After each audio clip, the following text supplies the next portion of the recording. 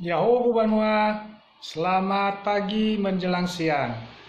Ketemu lagi di channel Amabogao sama keihu Sogai Gita Baku. Salam saya untuk menyertai Anda, doa saya selalu menyertai Anda dalam setiap aktivitas bangun pagi. Setiap pagi kita harus semangat terus.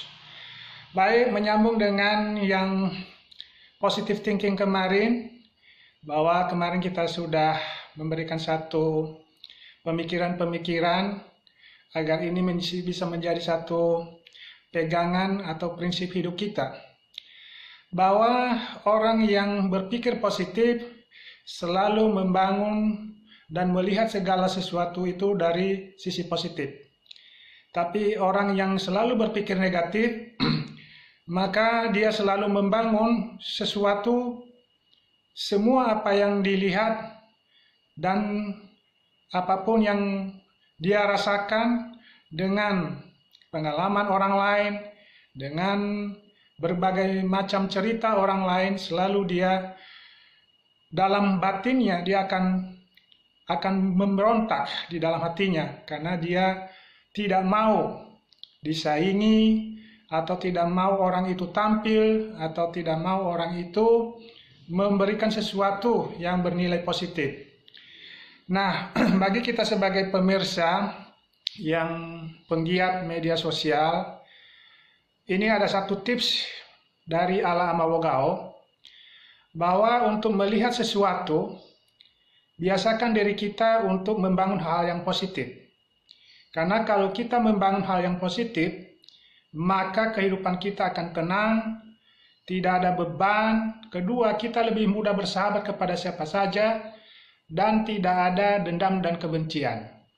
Tapi jika dalam diri kita membangun hal-hal yang negatif, maka kita tidak pernah ada ketenangan jiwa, kita tidak pernah ada sukacita, keceriaan, dan semangat. Karena di dalam pikiran kita, di dalam hati kita, di dalam perasaan kita selalu membuat itu sesuatu yang negatif.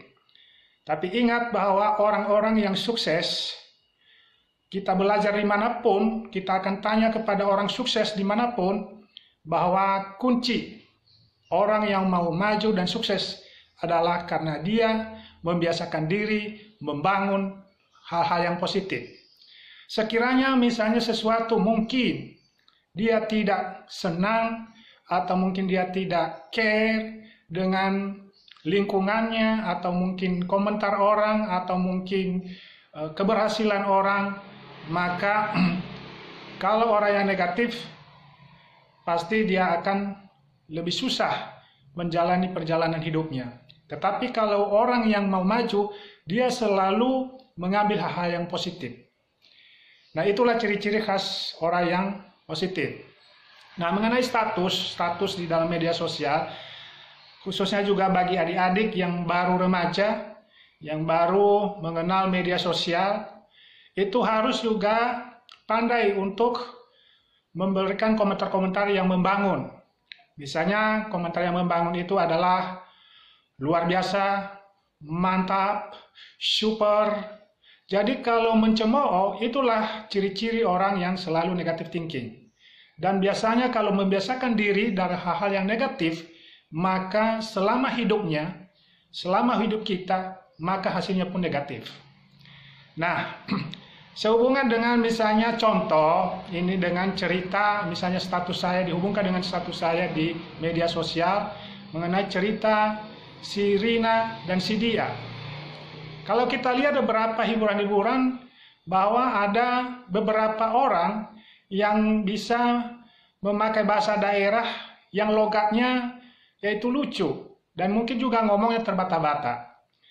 Nah, orang yang selalu membangun diri dalam hal positif, justru dia harus mengambil yang positif. Contoh, misalnya kalau seseorang berbahasa daerah terbata-bata, maka kita ambil yang positifnya. Jangan kita mengecewakan, memperolok atau mempermalukan. Jadi artinya, kita merasa bangga bahwa orang itu sudah berusaha, sudah berupaya untuk berbahasa daerah, walaupun terbata-bata. Bisa juga mungkin orang daerah bisa berbahasa Indonesia dengan terbata-bata.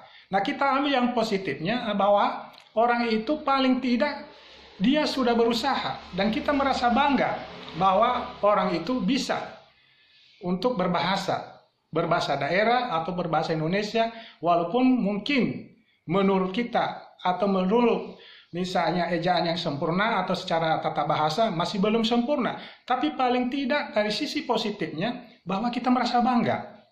Nah, ini justru tipe-tipe orang yang mau sukses atau tipe-tipe orang yang positive thinking. Contoh lagi misalnya orang yang mau berbahasa Inggris. Kenapa selama ini kita sulit untuk bisa berbahasa Inggris? Karena tanda kutip ada rasa malu. Karena kalau kita nanti salah, takutnya kita diketawain orang. Padahal prinsip itu mestinya kita tinggalkan, tapi lebih bagus mencoba daripada tidak sama sekali.